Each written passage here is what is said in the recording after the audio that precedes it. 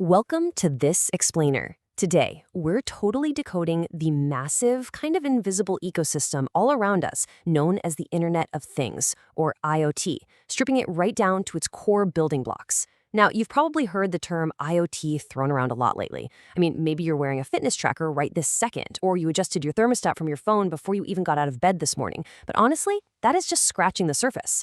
Today, we're going to look under the hood of a technology that is fundamentally rewiring how the physical and digital worlds interact, connecting everything from your cozy living room to massive global supply chains. Okay, so here's our roadmap for this breakdown. First, the two phases of IoT. Second, the fundamental building blocks. Third, we'll look at edge, fog, and cloud computing. Fourth, the massive boost from 5G.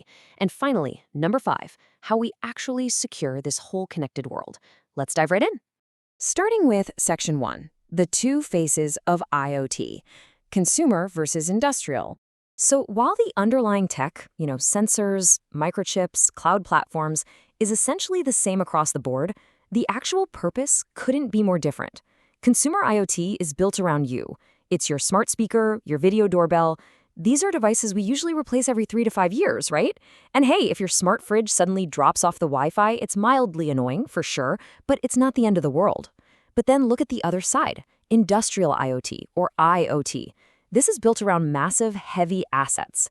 If an IoT sensor goes offline, a whole manufacturing line could halt, or a city's power grid could suddenly become vulnerable. The stakes are just completely different. And I think the most crucial point here is this number 20. Because industrial IoT equipment is absolutely mission critical and super expensive, these sensors and devices are expected to operate reliably, sometimes in the most harsh, extreme conditions imaginable, for up to 2 decades. You can't just push a glitchy beta software update to a sensor monitoring an offshore oil rig in the middle of the ocean. They demand absolutely rock-solid resilience. Let's move on to Section 2 and see how this all comes together, the building blocks of IoT architecture. It's really fascinating to see how a single physical device scales up into a global network. We can break this down into a classic 3-layer architecture. Think of it like a giant digital nervous system. It starts down at the perception layer. That's the physical realm where sensors are actively collecting raw data, like temperature or movement. That data then flows up through the network layer, which acts like a secure highway transmitting the information. And finally, it arrives at the application layer. That's the user interface where the data actually does something useful for us, like triggering a smart home action or updating a dashboard. But here's the catch. To push all this data efficiently, these tiny remote devices can't just use the heavy, power-hungry Wi-Fi protocols that our laptops use. They drain their batteries in a day. Instead, they rely on highly specialized, low-power protocols. For instance, MQTT is incredibly popular in industrial settings because its publish and subscribe model is perfect for remote sensors. Meanwhile, protocols like Z-Wave and Zigbee are fantastic for creating a low-power, interconnected mesh network right inside your smart home. All right, part 3, edge, fog, and cloud. Where exactly does all this data get analyzed? Think about it. If every single tiny temperature fluctuation or movement registered by billions of sensors went straight to a centralized cloud server, the global network would literally collapse under the weight of that data. It'd be a massive traffic jam. Enter fog computing. Rather than sending everything hundreds of miles away to a distant cloud, fog computing acts as a really smart middleman. It places processing power and storage right near the user, at the edge of the network, to handle time-sensitive tasks instantly. You can clearly see how these fog nodes strategically sit between the raw data of the edge devices at the bottom and the overarching cloud platform at the top. They intercept the raw data and process it locally. Think about an autonomous vehicle.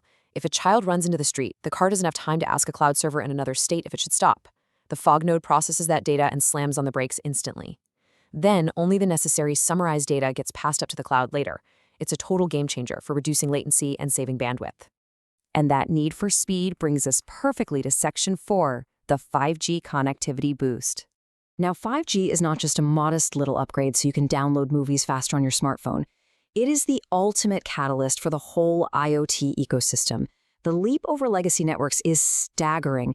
5G drops network response times to mere milliseconds, which is what allows for genuine real-time remote control of factory machinery.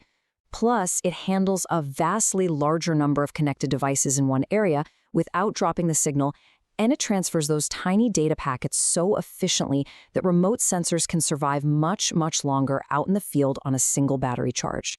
Which leads us to our final and arguably most critical pillar, Section 5, securing the connected world. Because let's be honest, adding billions of hyper-fast, connected devices massively expands the attack surface for hackers. The quote here really highlights the absolute urgency of IoT security. In the consumer realm, a breach means an invasion of your privacy, which is terrible, obviously. But an industrial IoT breach, that isn't just a data leak. It's a physical, operational, and financial disaster.